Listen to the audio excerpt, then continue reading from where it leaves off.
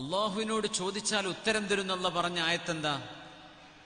ഖുൽ യാ ഇബാദിയല്ലദീന അസ്റഫൂ അലാ അൻഫുസിഹിം ലാ തഖ്നതൂ മിർ റഹ്മത്തില്ലാഹ് ഇന്നല്ലാഹ യഗ്ഫിറുദ്ദുനൂബ ജമീആ. എന്റെ അടിമകളെ,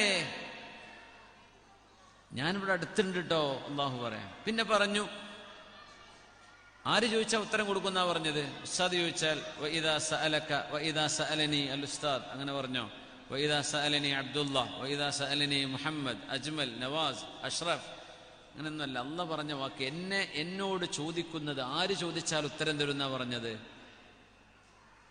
വഇദാ സഅലക ഇബാദി അന്നി ഫഇന്നി ഖരീബ് ഉജീബു ദഅവത ദാഇ ഇദാ ദഅൻ ഫൽയസ്തജീബൂ ലീ വൽയുഅ്മിനൂ ബി. എന്റെ ഇബാദ്, എന്റെ അടിമകൾ എന്നെപ്പറ്റി നബിയെ നിങ്ങളോട് ചോദിച്ചാൽ, നമ്മളത് ആയത്തിങ്ങനെ ഓതിപ്പോകും. ശരിക്കും അവിടെ ഭയങ്കര ഒരു ആശയം കിടക്കുന്നില്ലേ? എന്റെ അടിമകൾ എന്നെപ്പറ്റി ചോദിച്ചാൽ ഞാൻ അടുത്തുണ്ട്. എന്താ ഈ അടിമ എന്ന് പറഞ്ഞാൽ? എന്താണ് ഈ slavery? You have to be slave or act like slave in front of അല്ലാഹ്. നമ്മൾ സ്ലൈവായിട്ട് ബിഹേവ് ചെയ്താൽ അള്ളാഹു ഖാലിഖായിട്ട് ബിഹേവ് ചെയ്യും. നമ്മൾ പറയും ചോദിച്ചിട്ട് ഉത്തരം കിട്ടുന്നില്ല. നമ്മളമ്മാര് ചോദ്യമല്ലേ ചോദിക്കുന്നുള്ളൂ. ഒരടിമ ചോദിക്കുന്ന ചോദ്യം, ഒരടിമ നിസ്കരിക്കണ പോലെ നമ്മൾ നിസ്കരിക്കുന്നുണ്ടോ? ഉണ്ടാവില്ല, സാധ്യത കുറവാണ്. പ്രത്യേകിച്ച് നല്ല മുന്തിയ കാർപ്പറ്റും നല്ല എയർ കണ്ടീഷൻ ചെയ്ത റൂമിലൊക്കെ ചെന്ന് ഞാനിപ്പോൾ സുജൂദാണ് ചെയ്യുന്നത് വരെ അറിയണ്ടാവില്ല. നമ്മൾ ആ ആക്ഷൻ ചെയ്തു പോരുന്നു.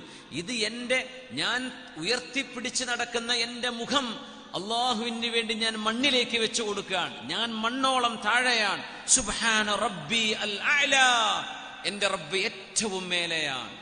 അങ്ങനെയൊക്കെ തോന്നാറുണ്ടോ കാർപ്പറ്റിലൊക്കെ സുജൂദ് ചെയ്യുമ്പോൾ? എന്നുവെച്ചാൽ കാർപ്പറ്റ് സുജൂദ് ചെയ്യേണ്ടെന്നല്ല പറയണത്. പക്ഷെ ആ ഫീല് നമുക്ക് വരുമ്പോഴാണ് നമ്മൾ അബ്ദാവുന്നുള്ളൂ. അങ്ങനെ ചോദിച്ചാൽ അള്ളാഹു നമ്മുടെ സയ്യിദാണ്, അള്ളാഹു ഉടമസ്ഥനാണ്, യജമാനനാണ്. നമ്മൾ പുണ്യനബിയുടെ ഉമ്മച്ചികളാണെന്നൊക്കെ പറയുകയാണെങ്കിൽ പോലും അവിടെ നിന്ന് ഇഷ്ടപ്പെടുന്ന രീതിയിൽ നമ്മൾ ജീവിക്കുന്നുണ്ടോ എന്നതാണ് വിഷയം.